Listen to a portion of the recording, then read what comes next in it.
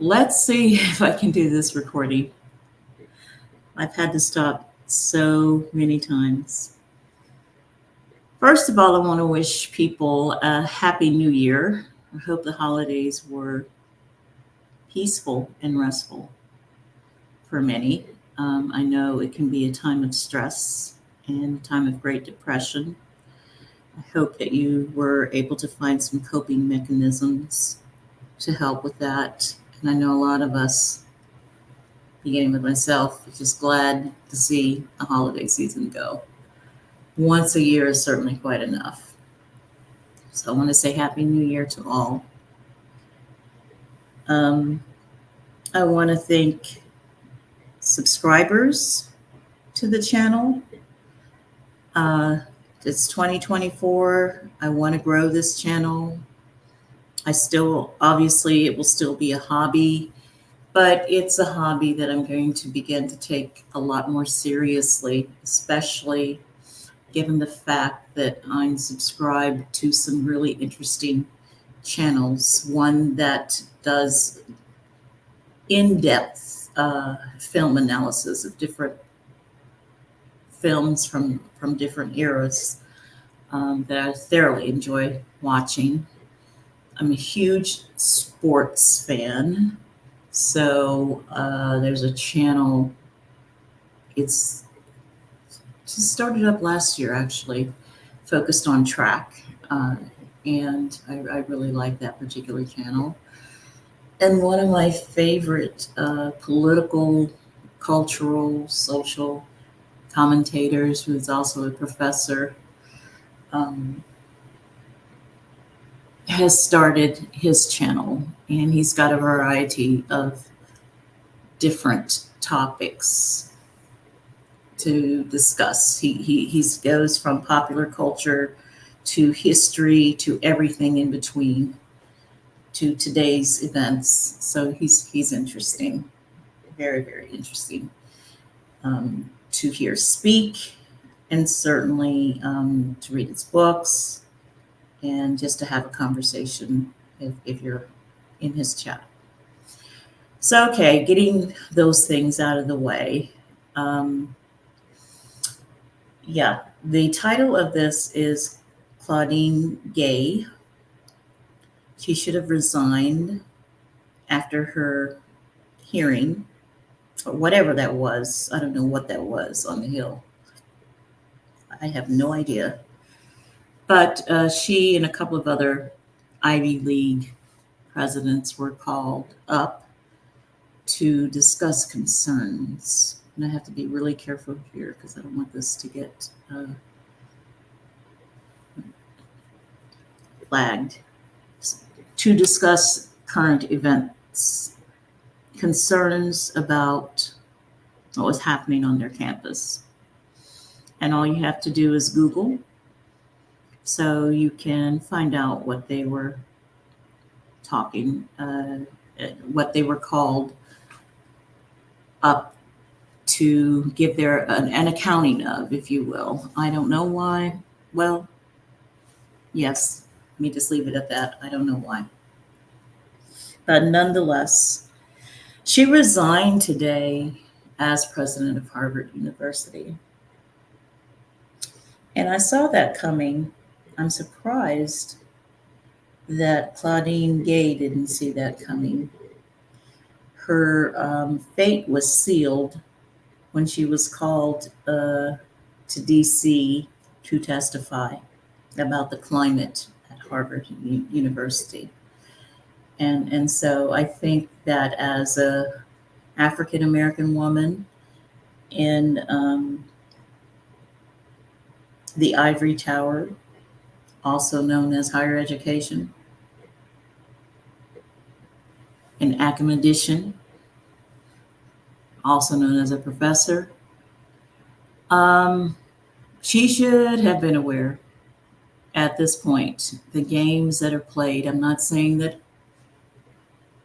Harvard University in particular played this game, but if an African American woman rises to the top in higher education and becomes the president of Ivy League university or a PWI, then the politics are incredibly interesting because you've got the intersection of ethnicity and gender. And as an African American woman, and I keep coming back to that, she can never win. The deck is stacked.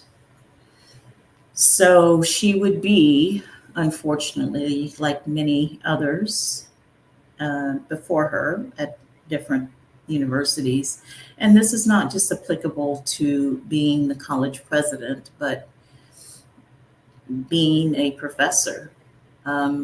She would be a target in a way, and by that I mean because she is a Black woman. So she's going to be scrutinized in a way that others are not scrutinized. The plagiarism charges have followed her since 1995. It's very difficult for me to believe that Harvard University didn't know all of this when they hired her. So from my perspective, this is just my POV, I think they hired her to fail. I do. So then they can say, well, we hired a Black woman, but she just wasn't successful. You can't tell me that there weren't other candidates. There were, I'm sure, who would have fit all the slots that they were looking for. And once you become the target, especially of a particular political party with an agenda, it's very, very, very difficult. Very, very challenging. And so I think that Professor Gay should have resigned when she left the Hill after all those questions. She had to know that people were going to go back to, as late as last year, there was a book written about the plagiarism charges. Now remember, in higher education, there's a double standard, and I'm not excusing the plagiarism at all, but there seems to be a double standard. It's okay, depending on who you are, to not properly cite. But if you are a woman of color, you better cite. You better cross those T's and dot those I's and make sure everything is in place. Otherwise, it is going to be a problem.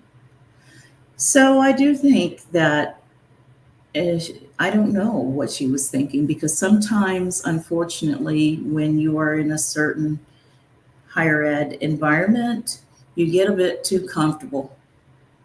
And you think that the double standard doesn't apply to you. I don't know what she was thinking. Obviously, I'm not in her head, but I've seen this happen time and time again. Well, I've made it this far and I've made it. So they like me, Sally Field's speech from 1984. You really, really like me. No, they don't. Never get comfortable any place.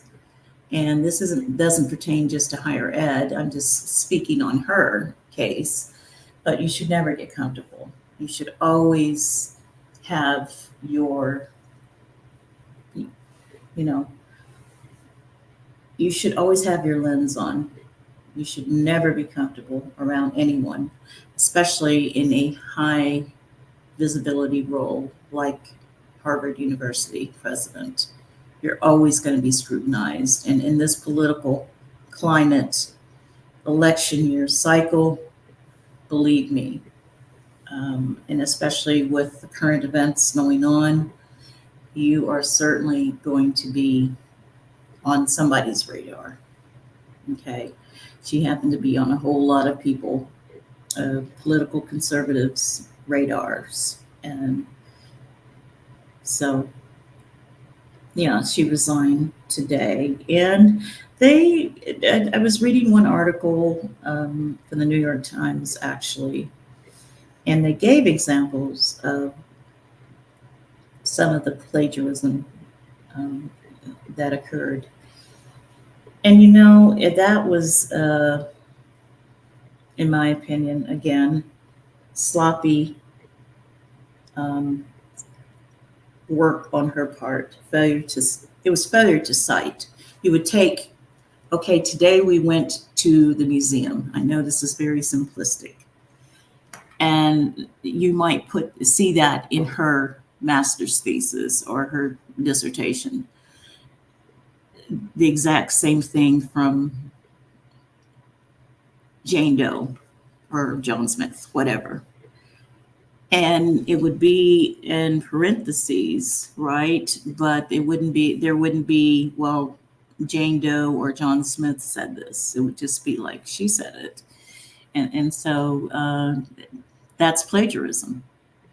And people say, well, she didn't plagiarize any big ideas. But the point is, she's in higher education, and you're always teaching students about plagiarism and the dangers of intellectual property and so forth. So you have to lead by example. And again, I think that she should have resigned. The writing was on the wall. I mean, how could she not see that? Because she didn't want to see it. Maybe you want to believe that people have your best interest at heart. But when a large donor who is known for giving millions to the university pulls out and that money's not coming back, then you're in trouble. But you knew you were in trouble, and you knew the spotlight was on you, and you knew they were going to go there because your entire academic career has been, every place you've gone, you've faced those same allegations. And she has addressed it time and time again. But Harvard University failed to do their part in vetting her, and she failed to do her part in resigning. After the meeting on the Hill, she should have gone straight back to Massachusetts and said, okay, here's my resignation. Because they had set you up to fail. I know you didn't want to believe that because, you're the president of a distinguished university, and you're surrounded by people who support you, so you think. Honey, these people never support you. You can go back to read W.E.B. Du Bois. What did he say about double consciousness? So many of us, you get into these intellectual, high-powered positions, whether it's in higher education or whether it's large corporation or large hospital, and you have arrived, at least you think you have. And so you let your guard down, and you can never let your guard down. Never let your guard down. I have a friend who was hired at a school that had a horrible reputation for keeping Black women professors, or not just Black, but women of color professors at all. They didn't tenure them, and they would bring them in, and there would be a review and then they would kick them to the curb. And the only time they would hire a large plethora of individuals was to fill a diversity niche, because the accrediting body told them they had to do that. So she wasn't surprised. She was on her guard, and that job it might have lasted 3 years, but she got kicked to the curb, and it was a non-Black hire who took her position when she left, and so that's the way it worked, And to add insult to injury, there were so many insults to injury with her situation. They had never tenured a woman of color in that particular division. And so this was an opportunity for them to do the right thing, and they didn't do the right thing. So she was surrounded by snakes. And I think Claudine Gay, while she wasn't necessarily surrounded by the same, well, yeah, I do think she was surrounded by the same kind of patronizing, condescending, paternalistic attitude of some who, it's okay, everything's going to be okay. But the fact that this woman would really believe that everything was going to be okay, and it wasn't okay. And again, because I can't stress this enough, if you see the signs, and you see the signs, they don't like you, sis. You're there for a reason, and you're not going to be there very long. You're not going to enjoy a 10-year or 20-year tenure as Harvard president and actually retire. They're setting you up to fail. And in this particular case, that's exactly what happened. So that's why I say she should have resigned after that crazy meeting with all of these people asking all of these questions about, well, is the environment this? Is it true what they say about that? It's just pain. It was painful to watch. I don't like to watch these kinds of hearings, so I turned it off.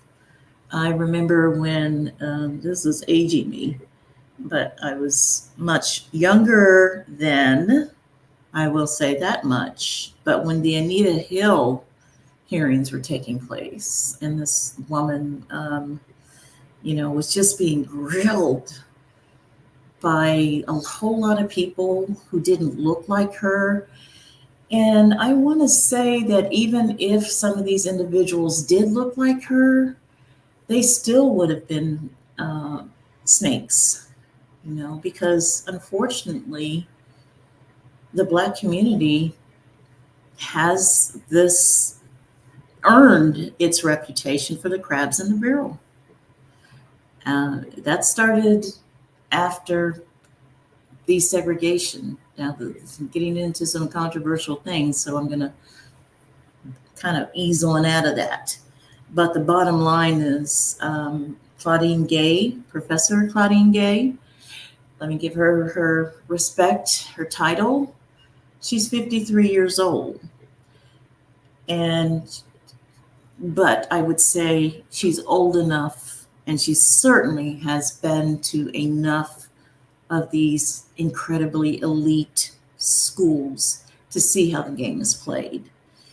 The example I give about my friend who was hired at this particular school and that didn't work out, that was not an elite school, but nonetheless, I think too many of us get too comfortable in these corporations, whether it's higher education, whether it's a Fortune 500 company.